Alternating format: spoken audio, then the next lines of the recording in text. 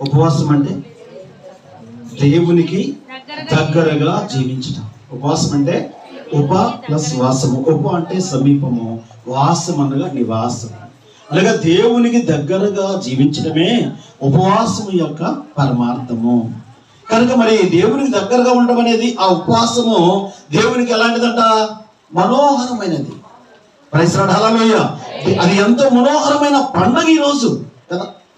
దేవుని దగ్గర ఉపవాసం అంటే చాలా మంది ఏమంటారంటే, ఏమీ తినకుండా రావడమే ఉపవాసం అంటారు. ఉపవాసం అంటే తినకుండా ఉండడం మంచిదే. ఎందుకు తినకుండా ఉండాలి?